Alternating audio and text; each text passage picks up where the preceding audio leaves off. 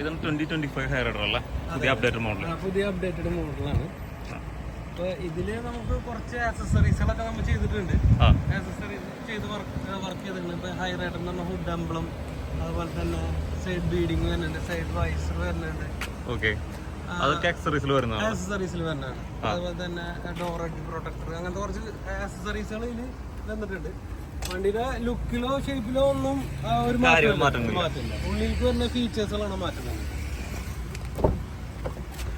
ഇപ്പോൾ ഫസ്റ്റ്ലി പറയുകയാണെന്നുണ്ടെങ്കിൽ നമുക്കിപ്പോൾ ഇതിൽ പവർ അഡ്ജസ്റ്റബിൾ ആയിട്ടുള്ള ഇത് വന്നിട്ടുണ്ട്. ഓട്ടോമാറ്റിക് ആണ് വരുന്നത്. അതേപോലെ തന്നെ നമുക്ക് ഇന്റീരിയറിൽ വരുന്ന ഷെയ്ഡ്, ഈ മുകളിൽ ക്ലോത്ത് മാറി മറ്റേ കുറച്ചുകൂടി ലൈറ്റ്, വളരെ ലൈറ്റ് മെറ്റീരിയൽ ആയിരുന്നു. ഇത് ഇത്രയും കട്ടിയായിട്ടുണ്ട്. അപ്പൊ ഹീറ്റ് റിജക്ഷൻ കൂടുതലായല്ലേ? അത് കുറയ്ക്കുക. നമുക്ക് അത്യാവശ്യം നല്ല കട്ടിയുള്ള ഇത് തന്നെയാണ് വരുന്നത് മെറ്റീരിയൽ. ഇന്റീരിയറിലൊക്കെ ഓൾമോസ്റ്റ് കോമൺ തന്നെയാണ്. നമുക്ക് ആ പഴയ കളറും ആ ഒരു ഇതൊക്കെ സെയിം തന്നെയാണ് വരുന്നത്.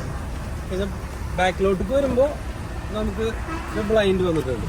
സൺ ബ്ലൈൻഡ്സ് വന്നിട്ടുണ്ടല്ലേ? അതെ അതെ അതെ, അതൊക്കെ വളരെ യൂസ്ഫുൾ ആയിട്ടുള്ള ഒരു ഫീച്ചർ. ഇതൊക്കെ ഇപ്പൊ അപ്ഡേറ്റഡ് വെർഷനിൽ വന്നതല്ലേ? വെർഷനിൽ വന്നിരിക്കുന്നത്.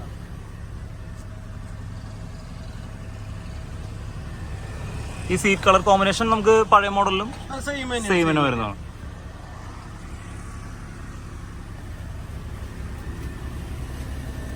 നമുക്ക് ഈ ക്രോം ഇൻസെർട്സ് ഒക്കെ ഇതിൽ വരുന്ന ഇൻബിൽറ്റ് വരുന്നതാണ്. ഈ സൺവൈസർ നമുക്ക് എക്സ്റേഡ് വരുന്നതാണോ? പിന്നെ ഈ പ്രൊട്ടക്ടറും കമ്പനി വരുന്നതാണ്. അത് ഈ ഓപ്ഷനിലോ വരുന്നത് അതോ എസ് തുടങ്ങിയിട്ടുണ്ട്? ഓക്കെ, ഇത് ഹൈബ്രിഡ് മോഡലല്ലേ?